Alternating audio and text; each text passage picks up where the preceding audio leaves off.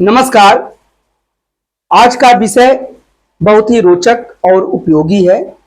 आज हमारा जो टॉपिक है वह इतिहास है। जी हाँ, इतिहास यानी कि हिस्ट्री। अंग्रेजी में इतिहास को हम हिस्ट्री बोलते हैं। और हम यहाँ पर समझेंगे कि इतिहास का शाब्दिक अर्थ क्या होता है, what is the literal meaning of history, और इतिहास का आपका तकनीकी अर्थ क्या होता है, what is the technical meaning of history.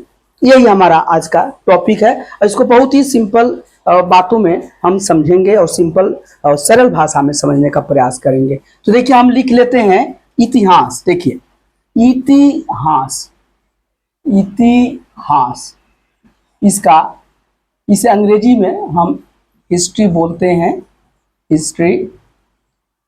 ये इतिहास आप जैसा देखते हैं कि दो शब्दों से बना है, या दो इसमें सिलेबल है। एक है इति और दूसरा है हास। इति और हास। इति का मतलब होता है पास्ट, जो चीजें बीत चुकी है, यानी कि अतीत। अतीत, जो चीज बीत चुकी है, बीती हुई चीज को जो हम इति कहते हैं। और हास का मतलब है बातें, कहानी। इसी को लोग कहते हैं कहानी, इवेंट्स। इवेंट्स, घटना। देखिए, लिखिए घटना, घटना, कहानी। तो स्पष्ट है कि इतिहास शब्द का जो शाब्दिक अर्थ हुआ, लिटरल मीनिंग हुआ, वह हुआ बीती हुई बातें या अतीत की हो चुकी बातें। जो घटना अतीत में घट चुकी है, पास्ट में घट चुकी है, पास्ट इवेंट्स, उसी को हम इतिहास कहेंगे।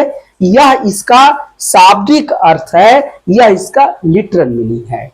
लेकिन अब आपको हम बताएंगे कि तकनीकी अर्थ में या वास्तव में जो हर घटना बीत चुकी है, वो इतिहास के श्रेणी में हम उसको नहीं रखते हैं, या उसको इतिहास ना कह के कुछ और नाम से उसको पुकारा जाता है। और जनरली इतिहास उसे ही हम कहेंगे जिसका वर्णन हम पुरातत्व और लिखित जानकारी या जो लिटरेरी सोर्सेस है उसके आधार पर जिस घटना का वर्णन करते हैं वह इतिहास है। और जहां पर लिखित साक्ष्य नहीं है, रिटन एविडेंस नहीं मिलता है, उसको हम इतिहास के श्रेणी में नहीं लाते हैं। यहां तक कि अगर मान लीजिए कि किसी कालखंड के बारे में पुरातात्विक एविडेंस भी हो, आर्कियोलॉजिकल एविडेंस भी हो, पुरातात्विक जानकारी भी हो, और उस समय के लिखित एविडेंस भी मिले हो, लेकिन अगर उस लिखित एविडेंस को अगर हम डिसिफर नहीं कर पाए हैं या पढ़ नहीं पाते हैं, और उस लिखित एविडेंस के आधार पर उसका इतिहास नहीं लिख पाते हैं, तो हम उसे भी इतिहास नहीं कहेंगे। तो क्या कहेंगे, वही हम आपको समझाने जा रहे हैं कि इतिहास जो है इसे तीन चीजों में बांटा जाता है। देख लीजिए, तीन इसके कालखंड हो जाते हैं। पहला है जिसे हम कहते हैं प्रागैतिहास या प्री हिस्ट्री। एक है प्रागैतिहास। देखिए, प्रागैतिहास, इसी को प्राग, ये प्राग प्लस इतिहास से बनता है। इसका मतलब होता है प्री हिस्ट्री। प्री हिस्ट्री, इतिहास के एक कालखंड को कहते हैं प्री हिस्ट्री, दूसरे को कहते हैं प्रोटो हिस्ट्री। देखिए, या इसको हम कहते हैं ये आद्य इतिहास। आद्य, आधा द और यह है आद्य इतिहास। इसी को हम कहते हैं proto history. Proto history, proto history. और एक काल है जिसे हम कहते हैं इतिहास। यही इतिहास जिसे हम कहते हैं हिस्ट्री। अब बहुत बहुत सिंपल है कि बीती हुई जो घटनाएं हैं उनको हम तीन भागों में क्लासिफाई कर देते हैं। एक होता है प्री हिस्ट्री, यानी कि इतिहास के पहले की बातें या ऐतिहासिक काल के पहले की बातें। तो ये प्री हिस्ट्री है, ये इसे ही हम प्रागैतिहासिक काल या प्राक इतिहास कहते हैं। प्राक का मतलब होता है पूर्व या प्री, पहले का, और इतिहास, इतिहास के पहले की बातें। और उस समय का जो वो जो कालखंड है उसी को हम प्रागैतिहासिक काल कहते हैं। और जो भी हमारा स्टोन एज है, उदाहरण के लिए देख लीजिए, जो पाषाण काल है, पाषाण काल यानी कि स्टोन एज, ऐसा एज जब हमारे अर्ली मानव जो थे, हमारे जो पूर्वज थे, वो पत्थर के या उनका औजारों पर आश्रित थे, और इसी को हम स्टोन एज कहते हैं। और यह स्टोन एज भी 3 भागों में मुख्यतया बांटा जाता है, जिसे हम कहते हैं, पहला कहते हैं कि पूरा पाषाण काल, इसी को हम अंग्रेजी में पैलियोलिथिक एज बोलते हैं। दूसरा बोलते हैं मेसोलिथिक एज, मध्य पाषाण काल, और तीसरा है नियोलिथिक एज, नव पाषाण काल। इसी में मेगालिथिक एज भी आते हैं, जिसे हम महापाषाण काल कहते हैं। तो ये स्टोन एज है, पाषाण काल है, ये प्रागैतिहासिक है। क्यों? क्योंकि इसको जानने के लिए हमारे पास सिर्फ और सिर्फ आर्कियोलॉजिकल एविडेंस ही है। इस समय का कोई लिखित साक्ष्य हमें मिला नहीं है। हम जो भी पता करते हैं, वो जो भी हम पुरातत्व या खुदाई के द्वारा जो चीजें हमें मिली हैं, उसी पर इस समय का इतिहास लिखा गया है। तो ये प्रागैतिहासिक काल है। इसी काल में जो अर्ली मानव है, हमारे जो पूर्वज हैं, जो गुफाओं में रहते थे, उन सब का इतिहास इस काल में आता है। या जो डायनासोर है, वो भी प्री हिस्टोरिक एज में है, उसे हम मेसोजोइक एज बोलते हैं, मेसोजोइक एज। तो ये प्रागैतिहासिक काल है, बहुत आसान है। दूसरा है आद्य इतिहास या प्रोटो हिस्ट्री। इसमें आपको इंडस सिविलाइजेशन है, सिंधु घाटी सभ्यता या हड़प्पा सभ्यता। ये देखिए, इंडस सिविलाइजेशन, सिविलाइजेशन या हड़प्पा सभ्यता है। इसको क्यों इसमें रखा गया? क्योंकि हड़प्पा सभ्यता के समय के जो लिखित साक्ष्य तो हमें मिले हुए हैं, इनका स्क्रिप्ट है, जिसको कि बुस्टो-फेडन स्क्रिप्ट कहा जाता था। तो स्क्रिप्ट तो है, लेकिन उस स्क्रिप्ट को आज तक हम पढ़ नहीं पाए हैं। तो हम जो भी आपको हड़प्पा सभ्यता के बारे में या हड़प्पा काल के बारे में, या इसी को हम सिंधु सभ्यता भी कहते हैं, तो इसके बारे में हम जो कुछ भी जानकारी रखते हैं, वो यहाँ के मिले हुए पुरातात्विक प्रमाणों के आधार पर ही रखते हैं। तो या पुरातात्विक सामग्री के आधार पर खुदाइयाँ हुई है, उसमें जो चीजें मिला, उसके आधार पर इस काल का हम इतिहास लिख पाए हैं। तो इस पर हम अलग से वीडियो बनाएंगे। बस इतना समझे कि ये है क्या। तो इसी को हम प्रोटो हिस्ट्री कहते हैं, क्योंकि इस समय लिखित साक्ष्य तो है, लेकिन उस लिखित साक्ष्य को अभी तक हम पढ़ नहीं पाए हैं। तो जिस दिन ये हड़प्पा सभ्यता के जो स्क्रिप्ट मिले हैं, जो लिपियां मिली हैं, अगर उसे हम पढ़ लेंगे और उसके आधार पर इसके इतिहास को लिख पाएंगे, उसी समय से यह ऐतिहासिक काल हो जाएगा, यह इतिहास बन जाएगा। ये आद्य इतिहास नहीं कहलाएगा, प्रोटो हिस्ट्री नहीं कहलाएगा। और ये है, देखिए, हिस्ट्री।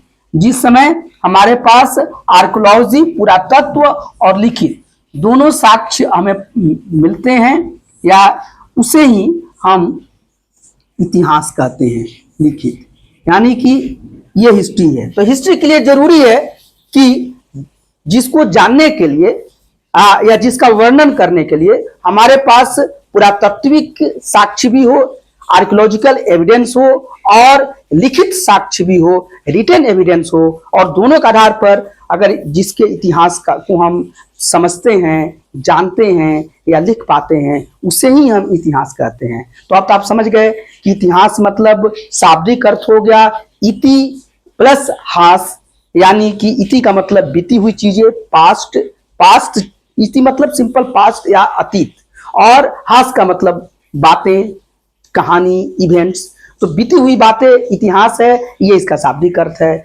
लेकिन वास्तव में जो तकनीकी अर्थ में जिसे हम इतिहास मानते हैं, वह वही है कि उस समय का हमें आर्कियोलॉजिकल साक्ष्य भी मिले, पुरातात्विक जानकारी भी हो, और उस समय का हमारे पास लिखित सामग्री या रिटन एविडेंस भी हो, और दोनों के आधार पर इस काल को हम लिख पाएं। जैसे मौर्य काल है, या गुप्त काल है, या आज का जो आधुनिक इतिहास है, तो इस सब के बारे में यहाँ का लिखित साक्ष्य भी हमारे पास है।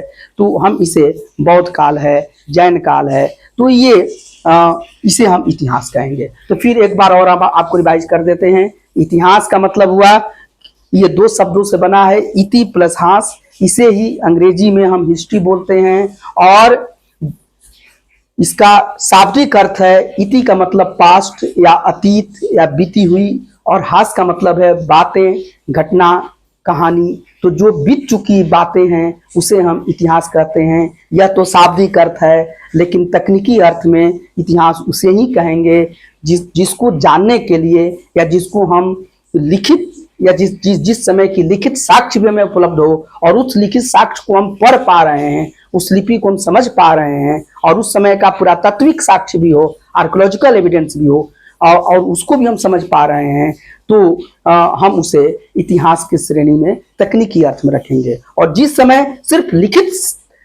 जिस समय का लिखित साक्ष्य नहीं मिला है, सिर्फ पुरातत्व पर हम जिस समय को हम जानते हैं, वह प्री हिस्टोरिक एज है या प्री हिस्ट्री है, प्रागैतिहास कहा जाता है, या प्रागैतिहासिक काल उस समय को कहा जाता है। और उस समय के इतिहास को प्रागैतिहासिक इतिहास कहा जाएगा। जैसे कि पाषाण काल है, स्टोन एज है, और जिसमें कि आपका पैलियोलिथिक एज है, या पैलियोलिथिक यानी कि पूरा पाषाण काल, मेसोलिथिक एज जिसे हम कहते हैं मध्य पाषाण काल, नियोलिथिक एज जिसे हम कहते हैं नव पाषाण काल।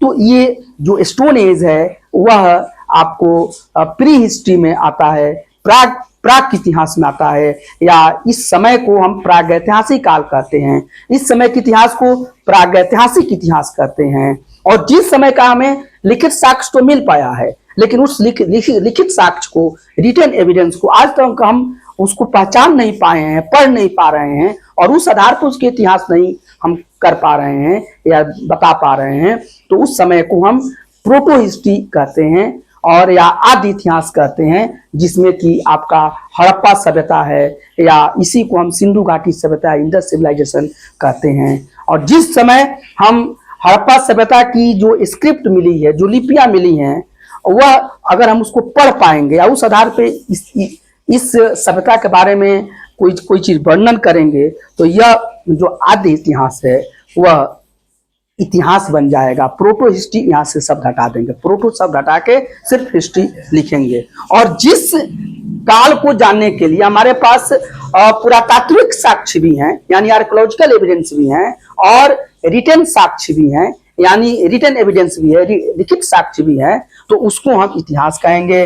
और इसमें हमारा जो भी है, बौद्ध काल, मौर्य काल, या जैन काल, या गुप्त काल, या आज का इतिहास, ये सभी हम इसे इतिहास कहेंगे। तो यही इतिहास के बारे में आपको बताया गया, और हमें लगता है कि इससे आपको बहुत लाभ होगा। इसे आप सरल शब्दों में समझिए। इसी तरह से सुंदर सुंदर टॉपिक पर और उपयोगी टॉपिक पर हम वीडियो बनाते रहेंगे, और इस पर कई तरीके से कॉम्पिटिटिव परीक्षाओं में ट्विस्ट करके, घुमाकर क्वेश्चन पूछा जाता है।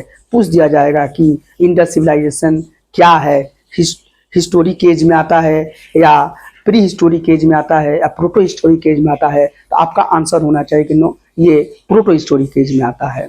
इसे पूछ दिया जाएगा कि आपका जो बौद्ध काल है वो किस एज में आता है, हिस्टोरिक एज है, या प्री हिस्टोरिक एज है, या प्रोटो हिस्टोरिक एज है। तो आपका आंसर होना चाहिए कि यह हिस्टोरिक एज में आता है, यह इतिहास के अंतर्गत आता है। और पूछ दिया जाए कि जो स्टोन एज है यह क्या है, यह हिस्ट्री के अंतर्गत आता है, या प्री हिस्ट्री के अंतर्गत आता है, या आपको प्रोटो हिस्ट्री के अंतर्गत आता है। आपका उत्तर होना चाहिए कि यह प्री हिस्ट्री में आता है, यह प्राक इतिहास में है, या प्रागैतिहासिक काल के अंतर्गत यह आता है।